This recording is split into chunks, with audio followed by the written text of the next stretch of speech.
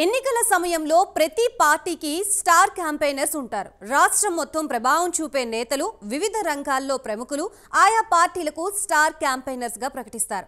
ప్రస్తుతం తెలంగాణ లోక్సభ ఎన్నికల సంగ్రామంలో సీఎం రేవంత్ రెడ్డి ఒక్కడే స్టార్ క్యాంపెయినర్ గా కనబడుతున్నారు.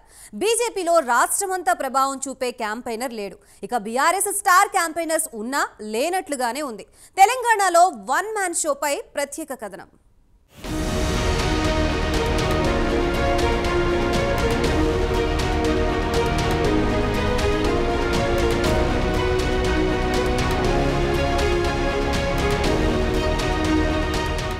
ఎన్నికల ప్రచారంలో ప్రతి పార్టీకి స్టార్ క్యాంపెయినర్స్ ఉంటారు. ఆ లిస్టును కూడా ఎన్నికల సంఘానికి అందజేస్తారు. స్టార్ క్యాంపెయినర్స్ అని ప్రకటించినంత మాత్రాన వాళ్ళందరూ రాష్ట్రమంతా తిరిగి ప్రచారం చేసే అవకాశం ఉండదు.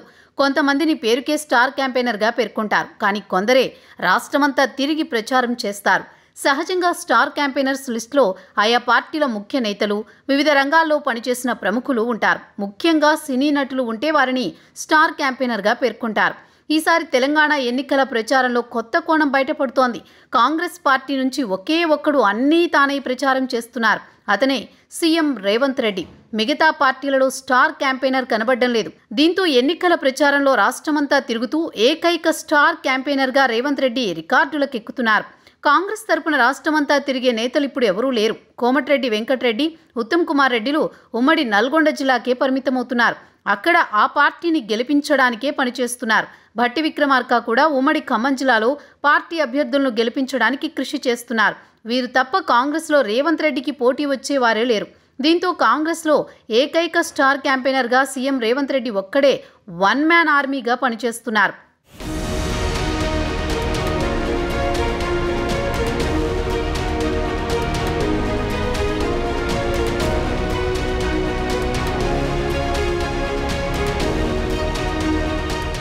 బీజేపీలో అసలు స్టార్ క్యాంపెయినర్స్ ఉన్నారా అనే అనుమానం రాక తప్పదు. రాష్ట్రమంతా తిరిగి పార్టీని విజయం వైపు నడిపించే నేతలు లేరు. ఒకప్పుడు బండి సంజయ్కు రాష్ట్ర వ్యాప్తంగా క్యాడర్ ఉండేది. తన వాగ్ధాటితో బీజేపీని గ్రామీణ ప్రాంతాలకు తీసుకువెళ్లారు. గత అసెంబ్లీ ఎన్నికలకు ముందు బండి సంజయ్ని పార్టీ అధ్యక్షుడిగా తొలగించారు. దీంతో బీజేపీకి చాలా నష్టం జరిగిన సంగతి తెలిసిందే. ప్రస్తుతం బండి సంజయ్ కూడా ఎంపీగా పోటీ చేయడంతో తన కరీంనగర్ నియోజకవర్గంపైనే దృష్టి పెట్టారు. ఇక పార్టీ రాష్ట్ర అధ్యక్షుడిగా ఉన్న కిషన్ రెడ్డి సైతం సికింద్రాబాద్ నుంచి బరిలోకి దిగడంతో అక్కడ గెలవడానికి తన ప్రయత్నం తాను చేస్తున్నారు. రాష్ట్రమంతా తిరిగే పరిస్థితి కనబడడం లేదు.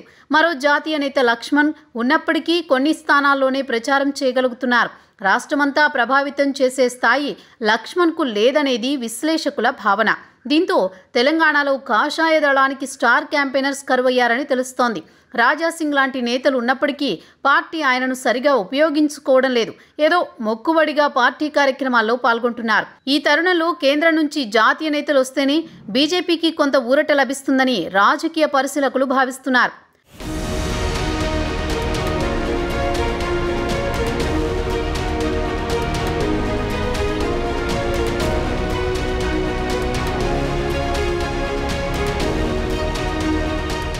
ఇక బీఆర్ఎస్ పార్టీ విషయానికి వస్తే పార్టీలో కేసీఆర్, కేటీఆర్, హరీష్ రావులు స్టార్ క్యాంపెయినర్స్గా ఉన్నారు. కవిత కూడా బీఆర్ఎస్కు స్టార్ క్యాంపెయినరే. కానీ ప్రస్తుతం తీహార్ జైల్లో ఉండడంతో ఎన్నికల ప్రచారంలో పాల్గొనే ఛాన్స్ లేదు. ఏది ఏమైనా బీఆర్ఎస్ అంటే కేసీఆర్, కేసీఆర్ అంటే బీఆర్ఎస్. దీనిని ఎవరూ కాదనలేరు. బీఆర్ఎస్కు కేసీఆర్ అతిపెద్ద స్టార్ క్యాంపెయినర్. కానీ గత అసెంబ్లీ ఎన్నికల్లో ఊహించని ఓటమి చవిచూడడంతో కంగుతిన్న కేసీఆర్ తాజా లోక్సభ ఎన్నికల ప్రచారంలో పెద్దగా పాల్గొనడం లేదు.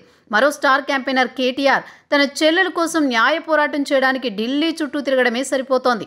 గతం మాదిరి కేటీఆర్లో దూకుడు లేదు. రాష్ట్రమంతా తిరిగే సమయమూ లేదు. తిరిగే పరిస్థితి కనబడడం లేదు. ఇక మరో స్టార్ క్యాంపెయినర్ హరీష్ రావు.